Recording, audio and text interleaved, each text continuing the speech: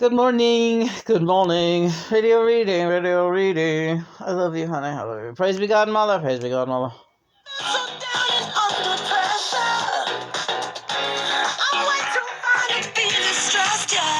I'm something about under pressure, but then I'm way too fine to be distressed. How about that, John? Yeah, that's quite the rhyme. Rhyming.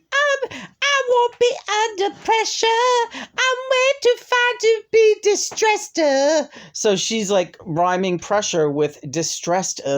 Yeah. Can you dig it? I would do it. No, I can dig it. I can dig it too. Can you dig it? Yeah! Can you dig it? Can you dig it? Can you dig it? I can dig it. Dig it! Dig it. Oh, Monkey and Lamb. Yeah, it's too late for that now. Maybe we'll do them later. No, you can't. Monkey and Lamb's got to just be sprung. You can't say you're going to do Monkey and Lamb later. It's ruined. No, it's not. It's totally ruined. But we'll do it. See what happened yesterday? Yeah, I did see what happened yesterday. I will be more careful. No, it has nothing to do with you being more careful. You're very careful. I would say thorough is a more word that I would use for that. All right, so what am I bringing home from this lesson about yesterday? It's not worth getting into, but this is regarding a technological question, right? A test, if you will, right? I get tested, like diagnostic testing. I can't even explain to you how these guys test me on the home team. It's pretty brilliant. All of a sudden it'll dawn on me, oh, that was a test. Mm-hmm. And then I'll think, did I do good on that test? I don't think I did good. John, you did perfect. Perfect? Perfect. Wouldn't a Perfect. Twin Flame always say it was a perfect test score? What do you mean, would a twin flame say if it was only a test? What are you talking about? Wait, don't get short-tempered with him, John. All right. No, I don't kiss her. I don't kiss her ass when we're doing testing. I don't kiss her ass when we're doing testing. Unfriendly flam.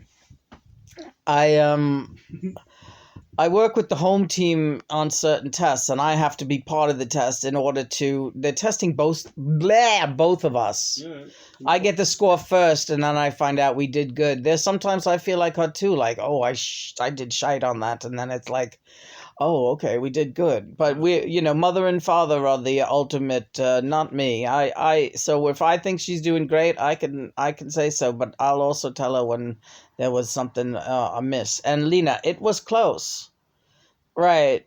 It was closer than usual, like, what's she gonna do? Right. But there's the good news. Right. I had a feeling there was good news. Your reaction was one of equanimity, and there was a slight wave of panic, but then it quickly died down. You let me help you down with that. Mm-hmm. And then it became a philosophical and a theosophical question in your mind. And then you brought it around to something very, very positive and made the realization that it was indeed a test. God almighty, John.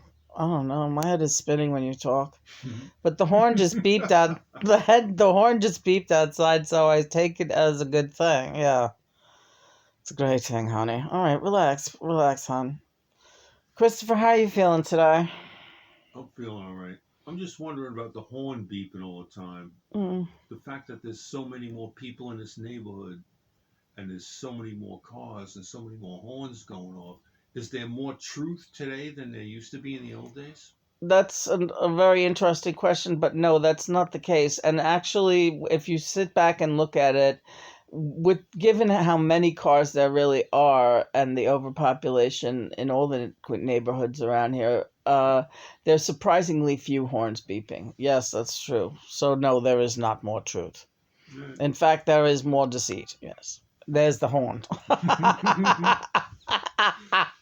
Hey, this is funny, right? Yeah. We should do a song. Let's do a song like we did yesterday. Oh, what can we do? Well, it's got to be one of our new ones, right? We can't do that. Why not? Because I don't want to. All right, let's do a radio reading. Since when you don't? Because I'm not sure. I'll let you know in a minute.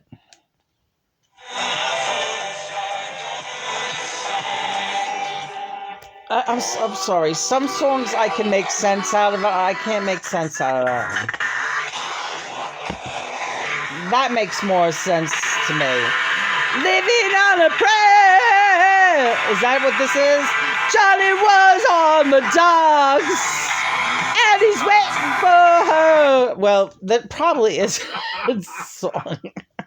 Very good. We're gonna say it's living on a prayer. I think it was, Yeah, that. Yeah, there he is walking down the dock. Well, you see this guy in my mind. You know what I see? I see some guy walking like Popeye, like swinging his arms like an anvil. Working on the docks. You're too much for me. You're too much woman. Yes. Charlie's working on this well. He's lugging a shrimp in a net. I don't know what he's doing down there. Shrimp in a net. Here comes the girl smoking a cigarette or something and wearing a tube top probably and a beret. And, there's your video. Right? Yeah, that's exactly right. All right, so what do you get from that radio reading? I think it's pretty self-explanatory. It's living on a prayer, right? Well, do you get anything from the lyrics? Well, I made up the lyrics. Well, Johnny's on the docks. That could be me. Right. And we're living on a prayer. Right. Over in Liverpool, hoisting nets. Exactly. Casting nets. And hoisting them. Hoisting and casting nets. Castanets. No. But what's another good one? Well, let's do like a Sinatra song. All right. No, you can't think of none. I can't think of a good Sinatra song. Can you? Any thoughts, Chris, on a good Sinatra song? Forget it. He might think of something. He's good at stuff like that. I was just thinking, what's a good Sinatra song? I get shot down. Shot down.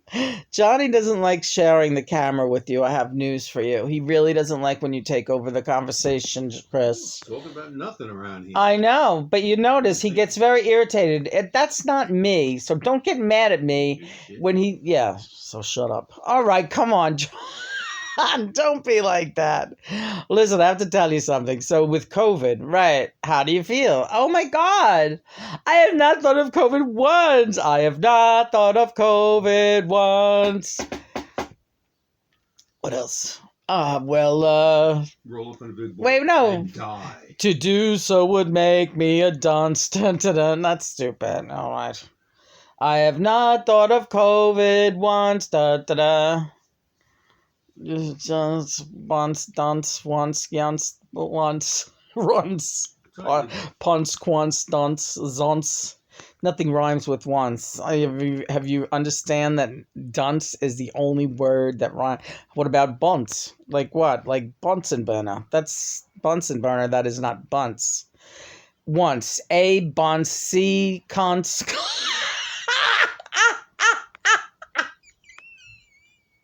She walked into it, folks. And boy, did she walk into it. Concept. You're like so infantile. You're an infantile man. I have not thought of fucking COVID once. So I'm over being sick, you bloody cunts. Yes, I'm over being sick, you bloody cunts. John just loves having a reason to put cunts in a song. He's so happy right now. He is so happy, yeah. It works there. He is so happy that my stomach is contracting completely, yeah. Oh, this is like... amazing that you're so happy that we got cunts in there. amazing too. I didn't think of it. It's like the third letter in A, B, C.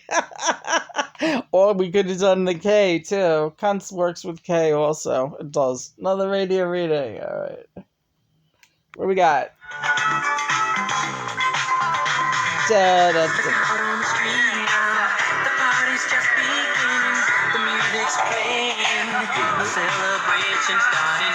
Oh, wow.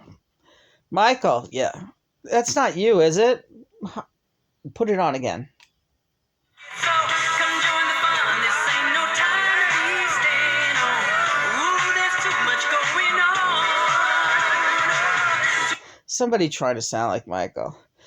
Isn't that the rhythm of the night? Yeah. The rhythm of the night. Let me hear a rock and roll song. No offense to that, people who like that singing, but it's like, all right, so what's the word in that? All right, well, the rhythm of the night. Oh, full moon, right. Tonight's the full moon. Do you know something, Gracie? Now he's comparing me to Grace. She is a lot like Grace. Really? Yeah. I'm a lot like Will and Grace is great. Yes. A lot like that woman. The way you behave yourself. Really? Yes. Yeah. Like the way you just yelled out, "Oh, the full moon." That was Grace all the way. Like you're thinking one thing and then all of a sudden you scream another thing. Don't you scream other things? I don't do it the way you do. You don't know what you do. So how the fuck do you know? Wait a minute. Keep turning up and play today. Oh, Sophia, put me in, coach. Put me in, coach. Oh, that reminded you. You had a dream about Haberly last night. Yeah, I did. It was so fucking weird. Chris, I had a dream about Haberly and Mary, and I dreamt that we were back at their fucking weird house in the fucking country, and it was like dismal, and there was kind of like rats crawling around. Yeah, it was horrible. It was really disgusting. Well, yeah, I couldn't wait to get out of there. Yeah. Rats. Yeah, rats teeming the place. Yeah, it was like really weird and fucking weird. Herman wasn't there. No, it was like just me and Chris, and we were like, and John. John is always there, but it's like he's kind of steadies me during these visions. So I always get the sense that he's standing kind of behind me, just like kind of holding my shoulders and making sure that I'm just like going to be all right, or that I'm going to figure out that this is the past, right? That this is the past. And oh, we just did a reading earlier about the past, that the past really had, we talked about all this stuff. Yeah, we had like a morning seminar, very, very brief, but it's like the past is really nothing but an anchor. It really is. You cannot keep regurgitating that. It's just more and more negative, low vibrating information. So it's time to really only look forward, right? Exactly. That's perfectly put. Mm. Well, it doesn't come. Well, you know when it comes in handy, and that's when you should. That's when you should do your writing, in memoir form. If you want to think about the past, it's like, you know what, Lena? Let's write it down, even if it's just a very, very short story. Write down what happened. Put it in the journals, and publish it, because people are fascinated by your writings and your insights. And quite honestly, every time you've written an amazing story like that, and now there are many, there are like over 700 posts of your writings now on the blog since 2020. That's a few volumes of a very big collection. And when you do write, I think you have noticed that it is a way of exorcising it from your psyche. You have a way of making even the pain beautiful.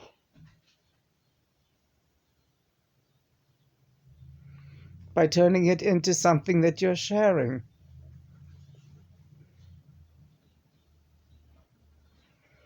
So what would you write about today if we were going to write a short story about my life as John or your life as Lena?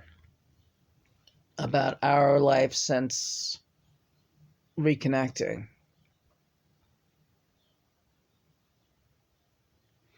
Well, there's many funny stories. There's many sad stories, and there's many harrowing stories. So I think I would prefer it to be something funny. Well, I don't know. I don't know what you consider funny. You usually consider funny fucking somebody up.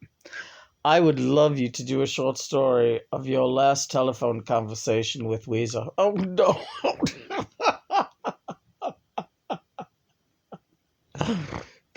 No, what the hell? It would be hysterical. I remember every word. I know you do too. That's a great story about like a great friend who just really, really fucking blew it. Oh, God. Well, that seems kind of mean-spirited. No, it's so amazing because what's amazing about it is, the brilliance of the conversational dialogue between the two of you and how it so depicts the complete disintegration of so-called friendship, I suppose. Well, that sounds like then that's something similar to Misplaced Affections, my book about Karen Krupe. Think about it. It's the same dynamic, isn't it? Yeah, it is. She is like the Karen Krupe the second. Mm-hmm. Except I liked her a bit more. I liked her a bit more, but she had that in her. Yeah. Whatever that is. I don't know what that is. It's a demanding way of being with someone who is not your significant other, right? And even you shouldn't even treat your significant other the way she treated me, right? You don't have the permission to do that kind of thing to anybody. But it's a judgmental and frightened thing, and I think what it is like what Amy and others have said. Ignorance is fear. Ignorance is fear, because if they don't understand it, they immediately jump to fear. Unfortunately, it's not an immediate desire to empathize. It becomes an immediate thing to fear and attack, or try to protect yourself from. I don't know what it is. Do you remember ever feeling like that about somebody close to you? About like demanding they be a certain way?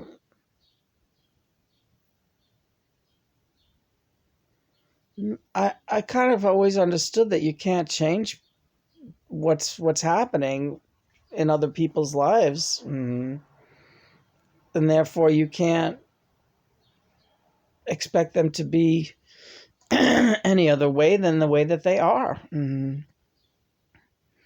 She's a very wise woman, Christopher. Isn't Lena a wonderful woman to listen to her speak? Yes. I love when you say that because it makes me feel so conceited.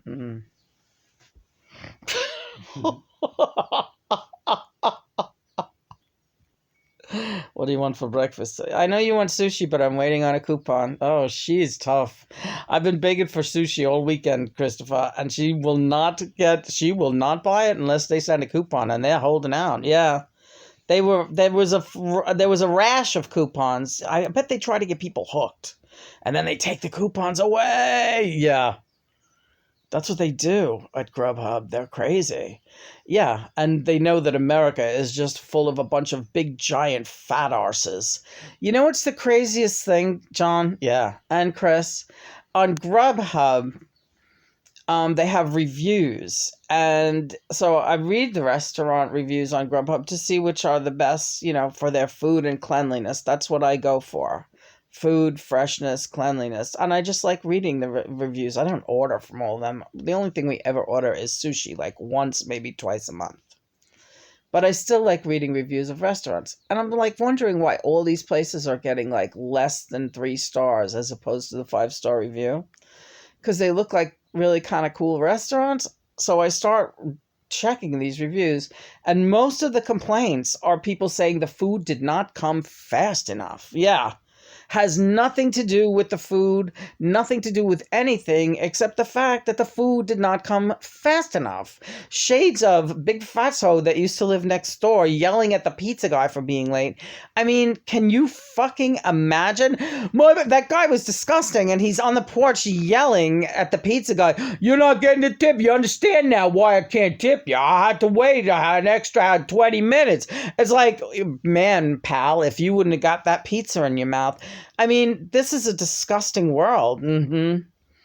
Because I'm laughing because when I order from Grubhub, it's usually like 3 days in advance. And I'm like, yay, we're going to have sushi on Wednesday. Yeah, right. I never think about when the food, and it's always on time, as far as I'm concerned. The time is great. They get it when they say. But these people, the majority of people ordering from Grubhub are like, they want their food shoveled into their mouth immediately, or they're going to give you fucking 3 stars on your restaurant. And that should be stated. Don't you think so? Isn't she the greatest, Christopher? Yes. The greatest. Have you ever heard of anything so fucking gross in your life the way people are in this world, Chris? The way to fix that is just have a rating for speed and a rating for quality. That's a good idea. I should tell them that. Listen, this is what's bringing your score down, dude. It's not your food, right? And people are just fucking too big and slobs, and they're gonna be out there crying that their food, which is not cheap on Grubhub. You're paying for that extra bit of service, but that's why I wait for the coupons. I guess. And plus, I love sushi. I'm sorry, when Chris. you see a place that looks good and it only has 3 stars, then you have to read a few reviews. Exactly. That's what I was. Great. That's what I did, and that's how I came. So, John, you're saying you want to sing? I do. I want to sing a song, and then I want to get an outro going because I want to have some blah blah blah blah breakfast. Blah blah blah blah. What do you want for breakfast anyway? I'm gonna have something good. Oatmeal. No, I don't believe so. No, we're not gonna have oatmeal. Why not? Oatmeal sounds kind of almost good. Oh. All right, we'll have oatmeal. All right, we'll have oatmeal. Gee, that sounds great, Chris. Thanks a lot. Yeah. Oat on oat It's on gonna oat. make oat on oat. Oh, definitely with plenty of that new oat milk. Definitely. Yeah, make it like a real porridge. Thanks, Governor. Yeah. Oh, that's nice, John. Yeah. So tonight's the full moon. Yeah. Yep. We had the squirrel, the snail thing last night. So now Chris later is going to bring inside the snail statue, and we will sleep with it on our bedside altar tonight for the snails. And I'm just dying to know how they're doing. I'm winding down. Hi, Mother and Father. Hey.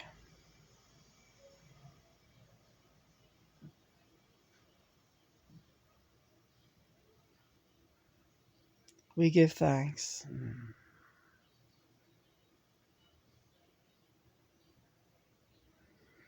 I'm going to read the number 9, and I'm going to read it as the 9 of Cups.